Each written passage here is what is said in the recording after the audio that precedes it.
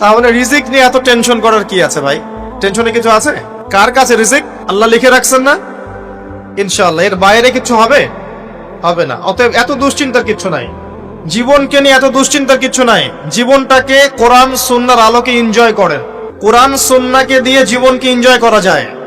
কোরআন এবং সুন্নাহর আনুগত্যের মধ্য দিয়ে আপনি জীবনকে উপভোগ করেন। টেনশন করার দরকার নেই।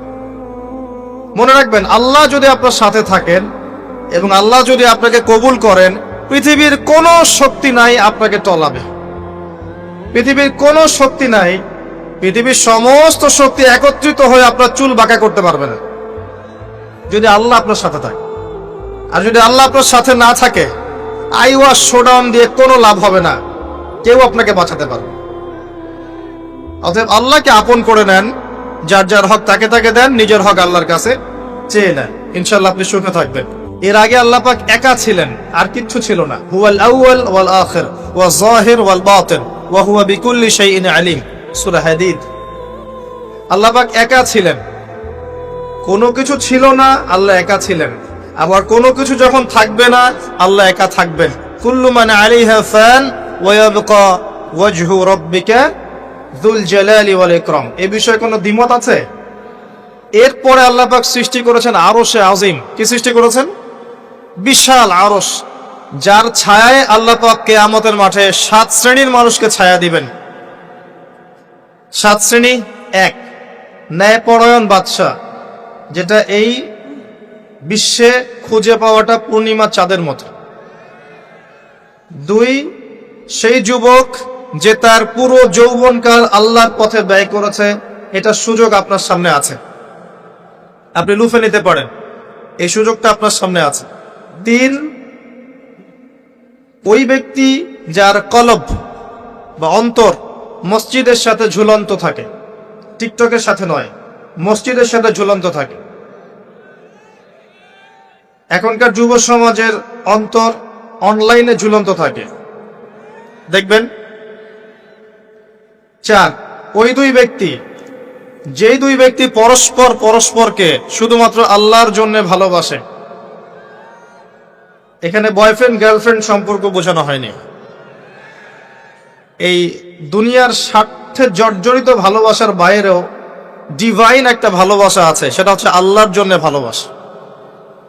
আর যখন আপনি কাউকে আল্লাহর জন্য ভালোবাসবেন, তখন আপনি কষ্ট পাবেন না ইনশাআল্লাহ। যখন আপনি ভালোবাসার মানুষের কাছে কিছু প্রত্যাশা করবেন, তখন আপনি কষ্ট পাবেন পদে পদে। আল্লাহর জন্য ভালোবাসেন মানুষকে, আপনি কষ্ট পাবেন না ইনশাআল্লাহ। দুই ব্যক্তি যারা পরস্পরকে আল্লাহর জন্য ভালোবাসে, আরো সে ছায়া ছায়া পাবে। 5, ওই যুবক যাকে কোনো সুন্দরী নারী আহ্বান করেছে জেনার জন্য, কিন্তু সেই যুবক বলেছে আমি আল্লাহকে ভয় করি, যেটা এই জেনারেশনের মধ্যে খুঁজে পাওয়া দুষ্কর। বরং তারা উল্টা প্রত্যাশায় থাকে যে কখন কোনো মেয়ে আমাকে প্রপোজ করবে। তারা ইউসুফ নয় আলাইহিস সালাম। 6, ওই ব্যক্তি যার ডান হাত কি দান করছে, বাম হাত খবর রাখে না। ডান হাত কি দান করছে, বাম হাত খবর রাখে না। আমাদের মতো নয় যে অল্প কিছু দান করেই দানবীর টাইটেল লাগিয়ে মানুষের দুয়ারে দুয়ারে যাচ্ছি সাপোর্টের জন্য, এমন নয়। 7, ওই ব্যক্তি যে নীরবে নিভৃতে আল্লাহর কথা স্মরণ করে এবং আল্লাহর কথা স্মরণ করতে করতে তার চোখ দিয়ে অশ্রু প্রবাহিত হয়। এই 7 শ্রেণীর মানুষকে আল্লাহ রাব্বুল আলামিন তার ওই আরশের ছায়ায় কিয়ামতের মাঠে ছায়া দিবেন ইনশাআল্লাহ তাআলা। আমরা কি এই ছায়াটা পেতে চাই? অপশন আমাদের সামনে খোলা আছে। আমরা কিন্তু ওই যুবক হতে পারি, ওই দুই ব্যক্তি হতে পারি, ওই ব্যক্তি হতে পারি যে মসজিদের সাথে সম্পর্ক রাখে, গোপনে দান করতে পারি, রাতে নিভৃত আল্লাহর জন্য কাঁদতেও পারি না? সব সুযোগ আমাদের সামনে আছে। আল্লাহ চাইলে আপনি ন্যায়পরায়ণ বাদশাও হতে পারবেন ইনশাআল্লাহ, যদি আল্লাহ আপনার তাকদিরে লিখে রাখেন, এটাও সম্ভব। চলে আসেন আরশে আজিমের পরে আল্লাহ পাক সৃষ্টি করেছেন কলম, এবং কলম সৃষ্টি করে আল্লাহ পাক পুরো মহাবিশ্বের তাকদির লিখেছেন। পৃথিবীর শেষ দিন পর্যন্ত কি হবে না হবে, খুঁটিনাটি বিষয়, এত খুঁটিনাটি যে আল্লাহ পাকের ওই লিখার বাইরে পৃথিবীতেও কোন আযাব গজব আসে না, যা লেখা আছে ওটাই আসবে। পৃথিবীতে যা আসছে, যে আযাব, যে বিপদ, যে বালা মুসিবত গুলো আসছে আসমানি এবং জমিনের, এগুলোও আল্লাহর কাছে লেখা আছে। বলেন সুবহানাল্লাহ। এমনকি এই পৃথিবীতে কতজন মানুষ এসেছে, চলে গেছে এবং আসবে, এই হিসেব আল্লাহর কাছে আছে। চিন্তা করতে পারেন, পৃথিবীতে কত মাখলুক আছে, হিসেব আল্লাহর কাছে আছে। এই মহাবিশ্বে কত গ্যালাক্সিজ আছে, গ্রহ নক্ষত্র আছে, আল্লাহর কাছে হিসেব আছে। পিঁপড়া কতটুকু আছে এই পৃথিবীতে, এটা আল্লাহ জানেন কতগুলো আছে। সমুদ্রের নিচে কি আছে আল্লাহ জানেন। প্রতিটা বিষয় মহাবিশ্বের লিখিত হয়ে গেছে। এখন যে আল্লাহর কাছে সব লিখিত আছে, সেই আল্লাহ কি আমার রিজিকের মালিক নন? তাহলে রিজিক নিয়ে এত টেনশন করার কি আছে ভাই? টেনশনে কিছু আছে? কার কাছে রিজিক? আল্লাহ লিখে রাখছেন না? ইনশাআল্লাহ এর বাইরে কিছু হবে? হবে না। অতএব এত দুশ্চিন্তার কিছু নাই। জীবনকে নিয়ে এত দুশ্চিন্তার কিছু নাই। জীবনটাকে কোরআন সুন্নাহর আলোকে এনজয় করেন। একটা বই আছে না, এনজয় ইওর লাইফ, বইটা পড়েছেন? কোরআন সুন্নাহকে দিয়ে জীবনকে এনজয় করা যায়। কোরআন এবং সুন্নাহর আনুগত্যের মধ্য দিয়ে আপনি জীবনকে উপভোগ করেন, টেনশন করার দরকার নেই। মনে রাখবেন, আল্লাহ যদি আপনার সাথে থাকেন এবং আল্লাহ যদি আপনাকে কবুল করেন, পৃথিবীর কোনো শক্তি নাই আপনাকে টলাবে। পৃথিবীর কোনো শক্তি নাই, পৃথিবীর সমস্ত শক্তি একত্রিত হয়ে আপনার চুল বাঁকা করতে পারবে না, যদি আল্লাহ আপনার সাথে থাকে। আর যদি আল্লাহ আপনার সাথে না থাকে, আইওয়াস শোডাউন দিয়ে কোনো লাভ হবে না, কেউ আপনাকে বাঁচাতে পারবে। অতএব আল্লাহকে আপন করে নেন, যার যার হক তাকে তাকে দেন, নিজের হক আল্লাহর কাছে চেয়ে নেন, ইনশাআল্লাহ আপনি সুখে থাকবেন। তাকদীর আল্লাহ পাক লিখে ফেলেছেন। এরপরে আল্লাহ রাব্বুল আলামিন কি লিখেছেন? এরপরে আল্লাহ রাব্বুল আলামিন মহাবিশ্ব সৃষ্টি করেছেন 6 দিনে। কয় দিনে?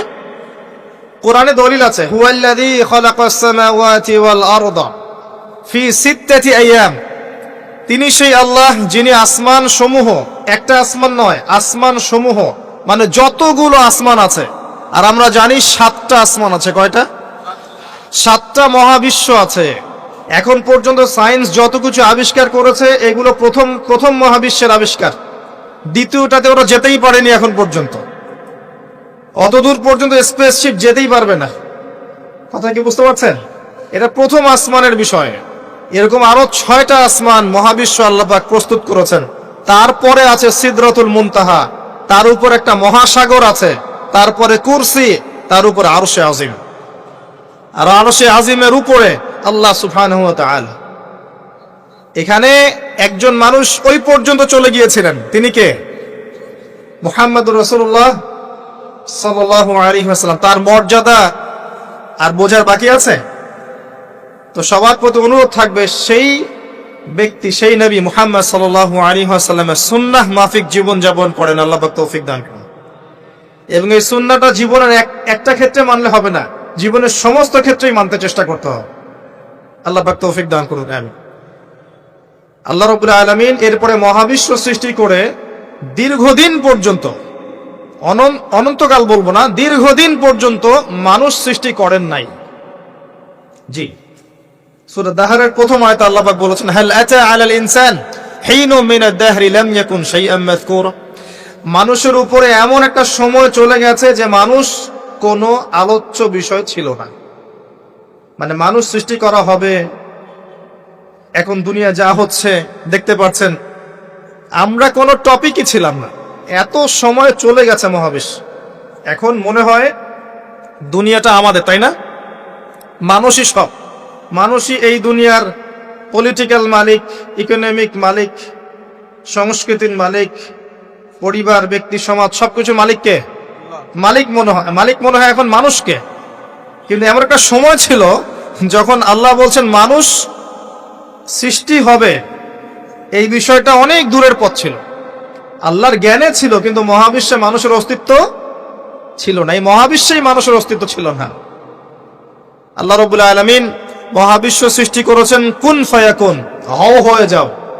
সূরা আম্বিয়া 30 নম্বর আয়াতে আল্লাহ পাক বলেছেন, আওয়ালাম ইয়ারাল্লাযীনা কাফার, কাফেররা কি লক্ষ্য করে দেখে না, আন্নাস সামাওয়াতি ওয়াল আরদা কানাতা রাতকান ফাফাতাকনাহুমা, কাফেররা কি লক্ষ্য করে দেখে না যে আসমান সমূহ এবং জমিন একটা বিন্দুর মধ্যে একত্রিত ছিল, আমি আল্লাহ এটাকে বিস্ফোরিত করে দিয়েছি, পৃথক করে দিয়েছি।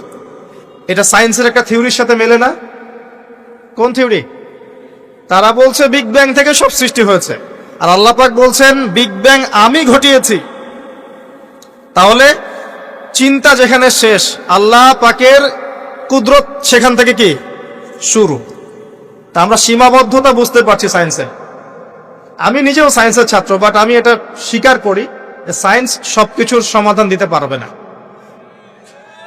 কারণ আপনি কমন একটা প্রশ্ন করেন যে রূহ কাকে বলে, সায়েন্সকে বলেন যে can you give us the definition of রূহ, আমাদেরকে রূহের সংজ্ঞা দিতে পারবেন? রূহটা কঠিন নাকি তরল না বায়বীয় না কি, আপনি কি ব্যাখ্যা করতে পারবেন? পারবেন না। সিম্পল। জিন জাতির ব্যাখ্যা দেন, ফেরেশতার ব্যাখ্যা দেন, কবরের আযাবের ব্যাখ্যা দেন, জান্নাত জাহান্নাম হুর পরীর ব্যাখ্যা দেন। হুর পরী না, হুরুন আইন, ভুল হয়েছে, হুরুন আইন। মিজান, পুলসিরাত এগুলোর ব্যাখ্যা দিতে পারবে? আমাদের আত্মাটারই তো ব্যাখ্যা দিতে পারছে না। ঘুম, স্বপ্নের ব্যাখ্যা দিতে পারবে? ঘুমন্ত অবস্থায় মানুষ হাসছে এবং কাঁদছে, কি জন্যে ব্যাখ্যা দিতে পারবে? স্বপ্ন দেখছে, কোত্থেকে স্বপ্ন আসছে, আর স্বপ্ন মাঝে মাঝে সত্য কেমন করে হচ্ছে, এর ব্যাখ্যা দিতে পারবে? স্বপ্ন সত্যি হয় না? শেষ জামানায় মুমিনদের স্বপ্ন বেশি বেশি সত্য হবে এমনও এসেছে হাদিসে। আখিরুজ্জামানে মুমিনদের স্বপ্ন সত্যি হবে। নবী সাল্লাল্লাহু আলাইহি ওয়াসাল্লাম নবুয়তের আগে এমন স্বপ্ন দেখতেন সকালবেলা সত্য হয়ে যেত। নবুয়তের একটা অংশ স্বপ্ন, 36 ভাগের 1 ভাগ সত্য স্বপ্ন। যাই হোক, আমরা টপিকে চলে আসি। আল্লাহ রাব্বুল আলামিন বিগ ব্যাং দিয়ে মহাবিশ্ব সৃষ্টি করার পর সুদীর্ঘকাল পর্যন্ত মানুষকে সৃষ্টি করেন নাই। এরপরে অনেক সময় পর আল্লাহ পাক ফেরেশতাদেরকে ডেকে বলছেন এই আয়াতটা, যে হে ফেরেশতারা, আমি পৃথিবীতে আমার খলিফা পাঠাতে চাই, মানুষকে আমার খলিফা করে পাঠাতে চাই। খলিফা কি জিনিস? যিনি কাপড় সেলাই করেন তিনি খলিফা? খলিফা কি জিনিস? খলিফার ডেফিনেশনটা শোনে না।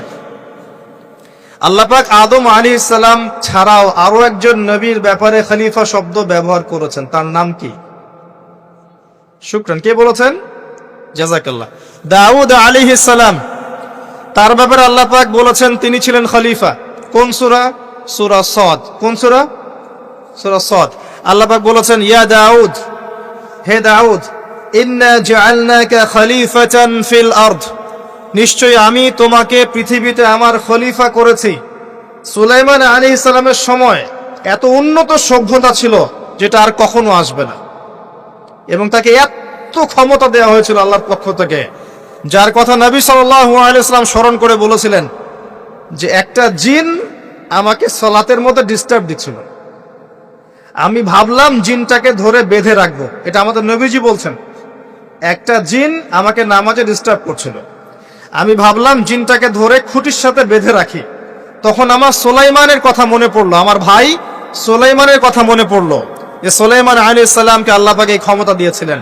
আর সুলাইমান আলাইহিস সালাম আল্লাহর কাছে দোয়া করেছিলেন, আল্লাহ আমাকে যে ক্ষমতা দিয়েছো এরপরে আর কাউকে দিও না, এটা দোয়া করেছিলেন। আমার সুলাইমানের কথা মনে পড়লো, আমি জিনটাকে ছেড়ে দিলাম, বাদলাম না। আমাদের নবী মুহাম্মদ সাল্লাল্লাহু আলাইহি ওয়াসাল্লাম মানুষের সম্মান বুঝতেন। আমাদের নবী মুহাম্মদ সাল্লাল্লাহু আলাইহি ওয়াসাল্লাম অন্যের সম্মান বুঝতেন, আর আমরা তার উম্মাহ, অন্যের সম্মান নষ্ট করতে পারলে আমাদের ভাত হজম হয়। অন্যের সম্মান নষ্ট না করা পর্যন্ত ভাত হজম হবে না। আর মুহাম্মদ সাল্লাল্লাহু আলাইহি ওয়াসাল্লাম অন্যের সম্মান বুঝতেন। আসেন, সুলাইমান আলাইহিস সালাম এবং দাউদ আলাইহিস সালাম এই জেরুজালেম থেকে বিশ্ব শাসন করেছিলেন।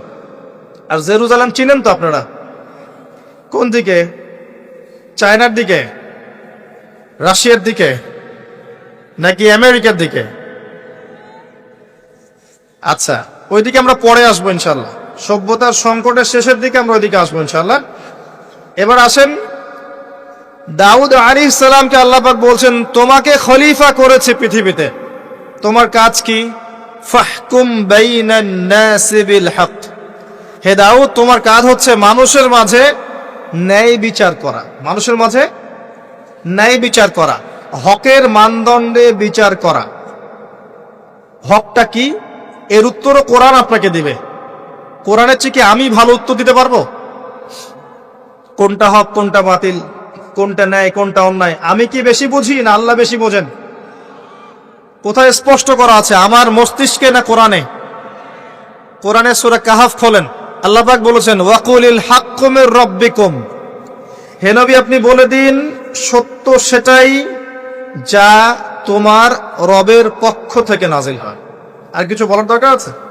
ফামান শাআ ফালইউমিন, যার ইচ্ছা হয় সে স্বীকার করুক, ঈমান নিয়ে আসুক। ওয়ামান শাআ ফালইয়াকফুর, যার ইচ্ছা হয় অস্বীকার করুক। ইন্না আ'তাদনা লিয-যালিমিনা নারান, অস্বীকারী জালেমদের জন্য আমি জাহান্নামের আগুন প্রস্তুত করে রেখেছি। বাস, আর কিছু বলার প্রয়োজন আছে? সূরা বাকারা আল্লাহ বলেছেন আল হাক্কু মির রাব্বিক ফালা তাকুনান্না মিনাল মুমতারিন, হক তোমার রবের পক্ষ থেকে আসে, তুমি সন্দেহবাদীদের অন্তর্ভুক্ত হও না। আসলে এটা হক কিনা, এই যুগে চলে কিনা, এই সন্দেহের অন্তর্ভুক্ত হও না। ইসলাম চির নতুন, চির প্রাচীন, চির আধুনিক, প্রত্যেকটা যুগের জন্য, শুধুমাত্র একটা যুগের জন্য নয়, এবং শুধু মুসলিমদের জন্য নয়, সবার জন্যই। কোরআন এবং সুন্নাহ শুধু আমাদের সম্পত্তি নয়, পুরো মানব জাতির সম্পত্তি। এখানে সবার হেদায়েত আছে, হোক সে হিন্দু ভাই বা খ্রিস্টান ভাই বা বুদ্ধিস্ট বা জিউস, যেই হোক না কেন, সবার হেদায়েত এখানে আছে। আসেন, আল্লাহ পাক কোরআনকে হক বলছেন। এটাও বলে রাখি, যখন তাওরাত নাজিল হয়েছিল তখন তাওরাত হক ছিল, তখন ওটাই ছিল হক। যখন জাবুর নাজিল হয়েছে জাবুরই হক ছিল। যখন ইনজিল নাজিল হয়েছে ইনজিলই হক ছিল। যখন থেকে কোরআন নাজিল হয়েছে এখান থেকে নিয়ে কিয়ামত পর্যন্ত হকের কি অন্য কোনো মানদণ্ড আছে? এটা মানতে কোনো আপত্তি আছে? হ্যাঁ, এখন কোনো কিছু যদি কোরআন সুন্নাহর সাথে মিলে যায় মানতে আমাদের কোনো আপত্তি নাই। কেউ একটা মতবাদ দিয়েছে, একটা দর্শন দিয়েছে, একটা সায়েন্টিফিক থট দিয়েছে, যেটা কোরআনের সাথে মিলে গেছে, হাদিসের সাথে মিলে গেছে, মানতে আমাদের কোনো আপত্তি নাই। আমরা চোখ বন্ধ করে মানবো ইনশাআল্লাহ, কোনো সমস্যা নেই।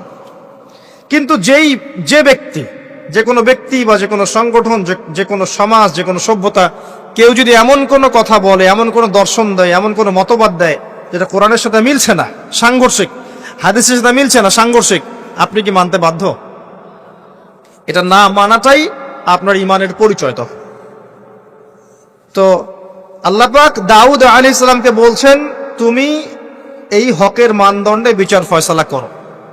ওয়ালা তাত্তাবিউল হাওয়া, নিজের প্রবৃত্তির অনুসরণ করো না। প্রবৃত্তি মানে নিজের মন গড়া বিষয়ের অনুসরণ করো না। ইউদিল্লুকা আন সাবিলিল্লাহ, তাহলে এটা তোমাকে আল্লাহর রাস্তা থেকে সরিয়ে দিবে। নিশ্চয়ই যারা প্রবৃত্তির অনুসরণ করেছে তারা আল্লাহর পথ থেকে সরে গেছে, এই কারণে বিমা নাসু ইয়াউমাল হিসাব, তারা হিসাবের দিনটা ভুলে গেছে। আমি কি বুঝাতে পারছি ভাই? তাহলে আল্লাহ পাক খলিফার ফাংশন দিলেন। খলিফার কাজ কি তাহলে? খলিফার কাজ হচ্ছে আল্লাহর পক্ষ থেকে আসা সত্যের মানদণ্ডে মানুষের মাঝখানে ফয়সালা করা। আমার কথা ক্লিয়ার? পরিবেশ পরিস্থিতি যদি অনুকূলে না থাকে সে করবে না, তার ক্ষমতা নাই। লা ইউকাল্লিফুল্লাহু নাফসান ইল্লা উসআহা। কিন্তু আকীদা রাখতে কি কোনো সমস্যা আছে যে এটাই চূড়ান্ত সত্য? আমি তো আগেই বলেছি, এই যুগে সারেন্ডার করতে হবে। আপনি 100% ইসলাম ফলো করতে পারবেন না। তো 100% ইসলাম ফলো করা এই যুগে আমার মতে পসিবল না, ইল্লা মাশাআল্লাহ। তো আল্লাহ পাক যদি কিছু মানুষকে বাছাই করে তৌফিক দেন, সেটা আল্লাহ পাকের নিজস্ব ব্যাপার, ইখতিয়ার, স্বাধীনতা। আসেন, আল্লাহ রাব্বুল আলামিন এখানে খলিফার ফাংশন বললেন এবং আদম আলাইহিস সালামকে এই খলিফা করে পৃথিবীতে পাঠালেন। সভ্যতার শুরু হলো। সভ্যতার শুরু রোমকদের দ্বারা হয় নাই, সভ্যতার শুরু পশ্চিমাদের দ্বারা হয়নি, সভ্যতার শুরু হয়েছে নবীদের দ্বারা। সর্বপ্রথম সভ্যতার ধারক বাহক হচ্ছেন আদম আলাইহিস সালাম, যাকে আল্লাহ পাক খলিফা করে পৃথিবীতে পাঠিয়েছেন। যে বা যারা পৃথিবীতে আল্লাহর বিধান অনুযায়ী চলছে তারা আল্লাহর খলিফা। কথা বুঝতে পারছেন?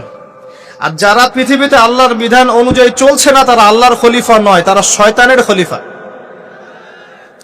এবার আসেন, আদম আলাইহিস সালামকে সৃষ্টি করার পরেই কি পৃথিবীতে পাঠানো হয়েছে? না, আগে কি করা হয়েছে? আগে জ্ঞান শিক্ষা দেয়া হয়েছে। শুরু থেকেই জ্ঞান আছে, আর এই জ্ঞান সৃষ্টিগতভাবে আমাদের মধ্যে ছিল না, আল্লাহ পাক শিখিয়েছেন। তাহলে সভ্যতা এগিয়ে যাবে কিভাবে? জ্ঞান চর্চার মধ্য দিয়ে। বুঝতে পারছেন?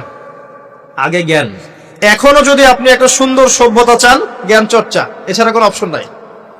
জ্ঞান এর চর্চা, প্রসার, প্রচার, সভ্যতা, সমাজ সুন্দর হবে ইনশাআল্লাহ। এরপর কি হলো? সভ্যতা এগিয়ে গেল কিভাবে? তার বুকের হাড় থেকে হাওয়া আলাইহিস সালাম, এই যে সভ্যতার একটা অংশ, মহিলাদেরকে ছাড়া কি আপনি সমাজ চিন্তা করতে পারবেন? তারা আমাদের মধ্য থেকেই সৃষ্টি, এবং বাঁকা হাড় থেকে। জোরে চাপ দিতে যায় না, ভেঙে যাবে। জোরে চাপ দিতে যায় না, ভেঙে যাবে। বাস্তব অভিজ্ঞতা থেকেই বলছি। আর ছেড়ে দিলে আবার ওইভাবেই থেকে যাবে। এই জন্য উত্তম নসিহতের মধ্য দিয়ে একটু মানায় টানায় চলতে হবে আর কি। দুনিয়ার জীবন সবকিছু 100% মনের মতো হবে না, একটু মানায় নিয়ে চলতে হবে। কারণ আমি নিজেও সাহাবী নই, দেখবেন আমার স্ত্রীও মহিলা সাহাবী নন, আপনিও সাহাবী নন, আপনার স্ত্রীও মহিলা সাহাবী নন। তাই ওই হিসাব কিতাব করে লাভ নাই। আমরা সবাই অপরাধী, সবার মাঝে ল্যাকিংস আছে। এই জন্য সবার উচিত সবার ভুলগুলোকে ক্ষমা করে দুনিয়ার জীবনটা হৃদ্যতা, ভালোবাসার সাথে কাটানো। তাহলে পরিবার ঠিক থাকবে ইনশাআল্লাহ। এরপরে কি? পরীক্ষা। কিসের পরীক্ষা? এই গাছের কাছে যেও না। কোন গাছ? এই প্রশ্নের দরকার নাই তো আমার, কোন গাছ? যে গাছই হোক, এই গাছের কাছে যেও না। তার আগে আল্লাহ পাক বলে দিলেন, আদম আসো। ফেরেশতাদেরকে ডাকলেন, আদম তুমি এই নামগুলো বলে দাও। তিনি সব নাম বলে দিলেন। ফেরেশতাদেরকে আগে জিজ্ঞাসা করেছিলেন তোমরা বলে দাও, তারা বলেছে লা ইলমা লানা ইল্লা মা আল্লামতানা। এখানে জ্ঞানের মধ্য দিয়ে আল্লাহ পাক আদম আলাইহিস সালামকে সম্মানিত করলেন। জ্ঞান, সম্মান, নবী, সভ্যতার সূচক। আমার কথা কি বুঝতে পারছেন? এরপরে ইবলিস, সবাই সেজদা করলো। আদম জ্ঞানে জয়ী হয়েছে, তোমরা সবাই তাকে সেজদা করো। আল্লাহ পাক আদম আলাইহিস সালামকে বড় করলেন, কারণ তিনি তাকে ভালোবাসেন। আল্লাহ পাক আমাদেরকে ভালোবাসেন, বাসেন না? আল্লাহ পাক আমাদেরকে প্রচন্ড ভালোবাসেন। আর আপনি যাকে ভালোবাসবেন তাকে বড় করতে চাইবেন না? আল্লাহ পাক আদম আলাইহিস সালামকে উঁচু করলেন, তোমরা আদমকে সিজদা করো। ওয়া ইয কুলনা লিল মালাইকাতি ইসজুদু লি আদম ফাসাজাদু, সবাই সিজদা করলো ইল্লা ইবলিস। ইবলিস কেন সিজদা করলো না? কিয়াস করলো, খলাকতানি মিন নার ওয়া খলাকতাহু মিন তিন। আমাকে সৃষ্টি করেছেন আগুন দিয়ে, তাকে সৃষ্টি করেছেন মাটি দিয়ে, আমি কেন তাকে সিজদা করতে যাব? রিমেম্বার, লিসেন টু মি, ইবলিসের জ্ঞান ছিল, ইবলিসের আমল ছিল। আই রিপিট, ইবলিসের জ্ঞান ছিল, ইবলিসের আমল ছিল। ইবলিসের মাঝে বিনয় ছিল না, অহংকার ছিল। ইবলিস ধ্বংস হয়ে গেছে। যদি আমাদের জ্ঞান, আমাদের ডিগ্রি, আমাদের সার্টিফিকেট আমাদেরকে অহংকারী বানায়, আমরা ইবলিসের কাতারভুক্ত হয়ে যাব, নাউযুবিল্লাহ। ঠিক আছে? এবার ইবলিসকে বের করে দেয়া হলো, চিরস্থায়ী জাহান্নামী, অভিশপ্ত করা হলো। আদম এবং হাওয়া আলাইহিস সালাম জান্নাতে রাখা হলো। গাছের কাছে যেও না, তারা চলে গেলেন। কিভাবে চলে গেলেন? এখানে আসেন। ইবলিস এসে ওয়াসওয়াসা দিয়েছে। কি ওয়াসওয়াসা সেটা শোনেন। এটা একটা ভালো প্রশ্ন। কোন ওয়াসওয়াসায় পড়ে তার এই কাজটা করে ফেললেন? এটা সূরা তহার মধ্যে আছে। কোন সূরা? তহা। এখানে আল্লাহ পাক বলেছেন, ইবলিস এসে বলেছিল যে তোমরা যদি ওই গাছের কাছে যাও এবং এর ফল খাও, তাহলে তোমরা চিরস্থায়িত্ব লাভ করবে। চিরস্থায়িত্ব, অমর হয়ে যাবে, অমর। কথা বুঝতে পারছেন? অমরত্ব। এই অমরত্বের টোপ দিয়ে ইবলিস এভাবে ওয়াসওয়াসা দিয়েছে আমাদের পিতাকে, আমাদের মাকে। এর ফলশ্রুতিতে আল্লাহ রাব্বুল আলামিন আমাদেরকে নামিয়ে দিয়েছেন পৃথিবীতে। আল্লাহ পাক নামিয়ে দেওয়ার সময় আদম এবং হাওয়া আলাইহিস সালাম তাদেরকে ক্ষমা করে দিয়েছেন, কিন্তু একটা সময় দিয়েছেন, এখন আর জান্নাতে থাকা হবে না, পৃথিবীতে চলে যাও, এখানেও চিরস্থায়ী জীবন পাবে না, নির্দিষ্ট সময় থাকবে। এর মধ্যে আমি তোমাদের রিজিক দিব, তোমাদেরকে আমি খাবার দিব, বাসস্থান দিব, সবকিছু দিব, স্ত্রী সন্তান যা যা লাগে মৌলিক চাহিদা সব দিব। তখন যদি তোমরা আমার হেদায়েতকে মেনে চলো, আবার জান্নাতে ফিরে আসবে। যদি না মানো, ইবলিসের সাথে জাহান্নাম। কথা ক্লিয়ার? সহজ সরল জীবন দর্শন, দ্য ফিলোসফি অফ লাইফ। এত দর্শন শেখার দরকার নাই।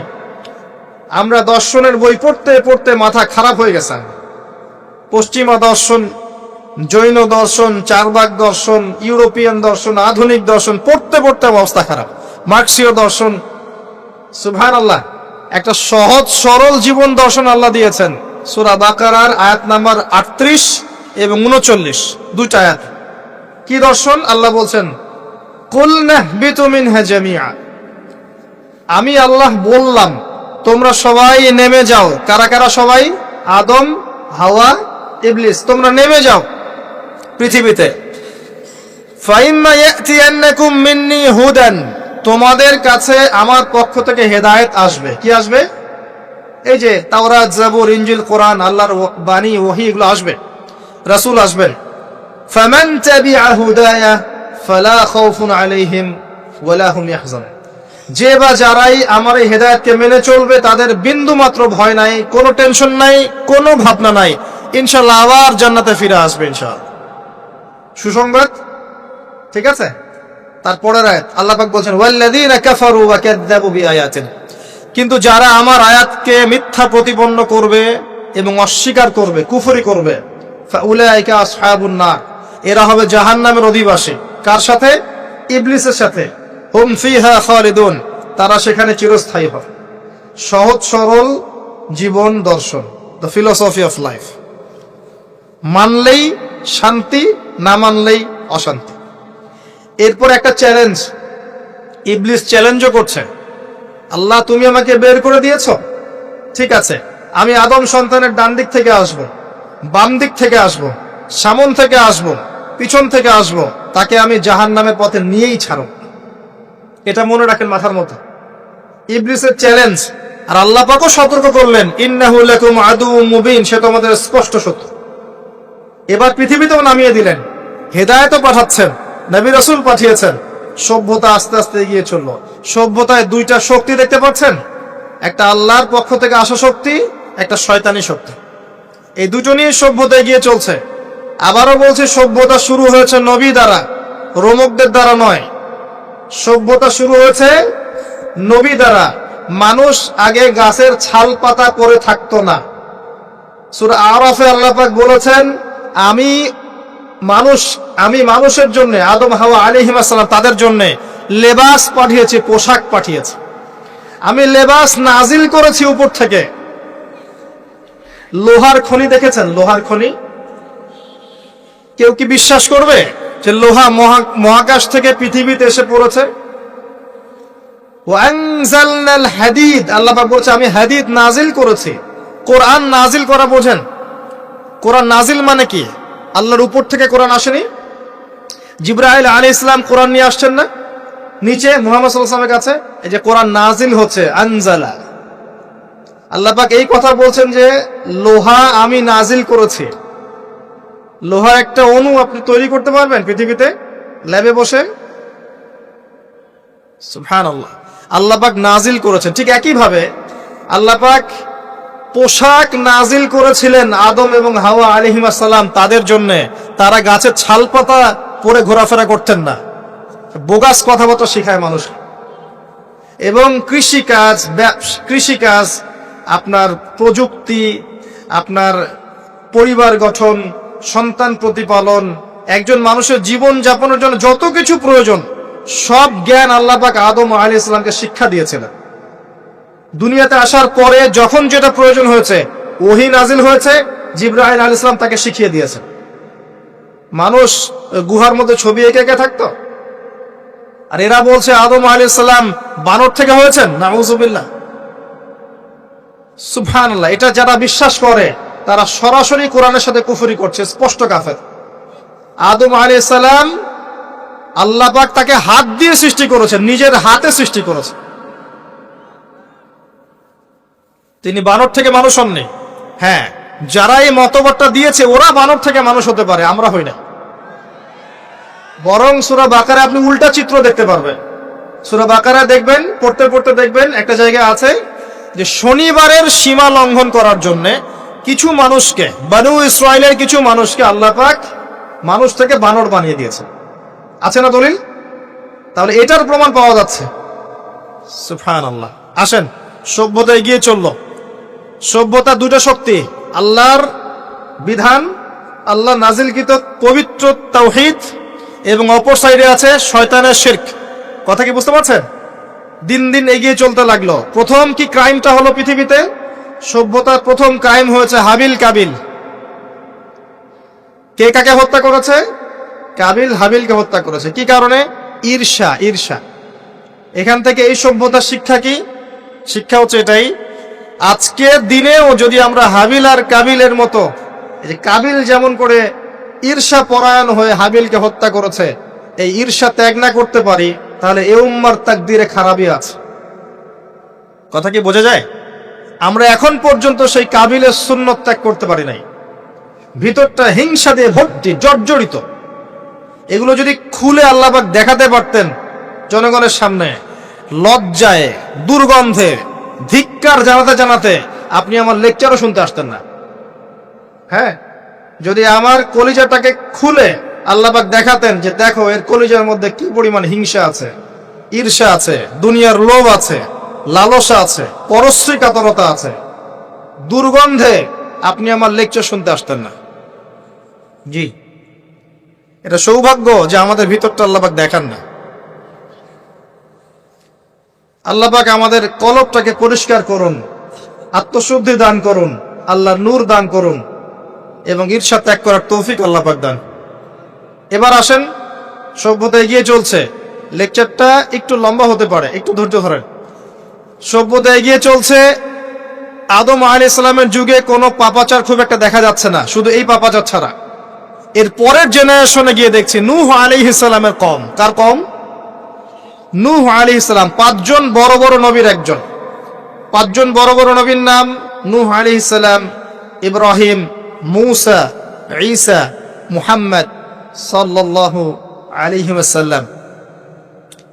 আমি কিন্তু শেষে প্রশ্ন করব, উত্তর দিতে হবে, ঠিক আছে? ইনশাআল্লাহ। সঠিক উত্তর দিতে পারলে পুরস্কার, না পারলে যে পারবে তাকে আপনি হাদিয়া দিবেন। আপনার পকেট থেকে হাদিয়া নিয়ে তাকে দেওয়া হবে ইনশাআল্লাহ। তো নূহ আলাইহিস সালামের যুগে কি? শিরক। প্রথম শিরকের পাপ মানুষ দেখল। ইয়াগুস, ইয়াউক, নাসর, এরকম কিছু মূর্তি ছিল। এই মূর্তিগুলো তার উপাসনা করা শুরু করলো। বাই দ্য ওয়ে, এই মূর্তিগুলো কিন্তু তারা হাতে তৈরি করে নাই। আমার কথাটা ভালো করে বোঝেন। এই মূর্তিটা তারা আসলে অটোমেটিকলি হাতে তৈরি করে নাই। এই মূর্তিটা তৈরি করার পিছনে শয়তান তাদেরকে ওয়াসওয়াসা দিয়েছিল। কি ওয়াসওয়াসা দিয়েছিল? এই ব্যক্তিরা ছিল আগের সময়কার বুজুর্গ ব্যক্তি। বুজুর্গ ব্যক্তি বোঝেন? পরেশগার বুজুর্গ ব্যক্তি। তো শয়তান এদেরকে বুঝিয়েছিল, যদি তোমরা বুজুর্গ ব্যক্তিদের, আল্লাহওয়ালা মানুষদের মূর্তি তৈরি করে মসজিদের বাইরে রাখো, তাদেরকে দেখলে তোমাদের ইবাদতে মনোযোগ বাড়বে। শয়তান এই ওয়াসওয়াসা দিয়েছে। ওই জেনারেশন তাই করলো। ওই জেনারেশন যখন চলে গেল, পরের প্রজন্মকে শয়তান ওয়াসওয়াসা দিল, আরে মসজিদের বাইরে কেন, ভেতরেই রাখলে হয়। তারা ভেতরে নিয়ে আসলো। এই জেনারেশন শেষ হয়ে গেল। তারপরে আরেকটা জেনারেশন আসলো, ওদেরকে শয়তান বুঝালো সরাসরি এদের কাছে চাইলেই হয়। শিরক শুরু হলো। আপনি কি বুঝতে পারছেন কিভাবে শিরক শুরু হয়েছে বিশ্বে? এবার নূহ আলাইহিস সালাম 950 বছর তার কওমকে দাওয়াত দিলেন, শিরক ছেড়ে দাও, শিরক ছেড়ে দাও। কত বছর? 9টা শতাব্দী, 9.5 শতাব্দী তিনি তার উম্মাহকে দাওয়াত দিলেন, শিরক ছেড়ে দাও। তার স্ত্রী পর্যন্ত তার কথা শুনলো না, তার ছেলেও তার কথা শুনলো না। দাওয়াতটা কেমন ছিল? আমাদের মতো এই যে লাক্সারিয়াস বসে বসে দাওয়াত দেয় এমন নয়। দাওয়াতটা এমন ছিল, নূহ আলাইহিস সালাম নিজেই বলছেন, ইন্নী দাআউতু কওমি লাইলা ওয়া নাহার। আল্লাহ, আমি আমার কওমকে দিন রাত দাওয়াত দিয়েছি, দিন রাত 24 ঘন্টা। ওয়ালাম ইয়াজিদহুম দুআই ইল্লা ফিরারা। আমার দাওয়াত শুনে মানুষ খালি পালিয়েই গেছে, পালিয়েই গেছে। এরকম করে দাওয়াত দিয়েছেন, এমন ভাবে দাওয়াত দিয়েছেন, শেষে সমাজের মানুষ শুনছে না, পরিবারের লোকও কথা শুনছে না। তখন হাত উঁচু করে বলছেন, রব্বি আন্নী মাগলুবুন ফান্তাসির। আল্লাহ, আমি পরাজিত, আমাকে সাহায্য কর। তখন আল্লাহ পাক প্লাবন পাঠালেন, ধ্বংস হয়ে গেল জালেম। আর যারা মুমিন তাদেরকে আল্লাহ পাক উদ্ধার করলেন কিস্তিতে করে। সভ্যতার সংকট বুঝতে পারছেন? সভ্যতার সংকট মানে হচ্ছে শিরক। যখন সভ্যতায় শিরক এসেছে, আল্লাহ পাক তাওহীদ পন্থীদেরকে বাঁচিয়েছেন, মুশরিকদেরকে ধ্বংস করে দিয়েছে। এবং এই মুশরিকদেরকে আল্লাহ পাক পরকালেও জাহান্নামের আগুনে জ্বালাবেন, আর তাওহীদ পন্থীদেরকে আল্লাহ পাক পরকালে জান্নাত দিবেন ইনশাআল্লাহ। এই সভ্যতা এগিয়ে যাচ্ছে, এরপরে আরো এগিয়ে গেল। সব তো বলার সময় নাই, কয়েকটা বলছি। এগিয়ে যেতে যেতে একটা কওম আসলো, একটা সভ্যতা আসলো, যারা এত শক্তিশালী, ফিজিক্যাল স্ট্রাকচার এত লম্বা চওড়া, মানে এক একজন তাল গাছের সমান সমান লম্বা মানুষ, আদম সন্তান। পাহাড় কেটে কেটে বাড়ি নির্মাণ করে। এবং তাদের এই সভ্যতা সম্পর্কে আল্লাহ পাক বলেছেন যে লাম ইউখলাক মিসলুহা ফিল বিলাদ, এমন সভ্যতা পৃথিবীতে সৃষ্টি করা হয়নি। এত উচ্চ মানের সভ্যতা ছিল। এদের নাম ছিল আদ জাতি। আদ কি নাম? তাদের নবী ছিলেন হুদ আলাইহিস সালাম। কি নাম? হুদ আলাইহিস সালাম। তিনি দাওয়াত দিলেন একই স্টাইলে, আল্লাহর ইবাদত করো, আমার আনুগত্য করো, শিরিক করো না, ইত্যাদি ইত্যাদি। কওম তার কথা শুনলো না। অল্প কিছু মানুষ শুনলো, তাদেরকে তিনি সাথে নিয়ে চলে গেলেন। আল্লাহ পাক জালেমদেরকে ধ্বংস করে দিলেন। একই সুন্নাহ। কিভাবে ধ্বংস করলেন? ঝঞ্ঝা বায়ু দিয়ে। এমন বাতাস, যে বাতাসে পুরো কওম উড়ে চলে গেল খেজুর গাছের মতো, খেজুর গাছের ডালের মতো পড়ে থাকলো। যারা বলতো মান আশাদ্দু মিন্না কুওয়া, আমাদের চেয়ে শক্তিশালী আর কে আছে, আল্লাহ পাক ওদেরকে বাতাস দিয়ে উড়িয়ে শেষ করে দিলেন। সুবহানাল্লাহ। এরপরে আরেকটা সভ্যতা আসলো, যার নাম সামুদ। তাদের নবীর নাম সালেহ আলাইহিস সালাম।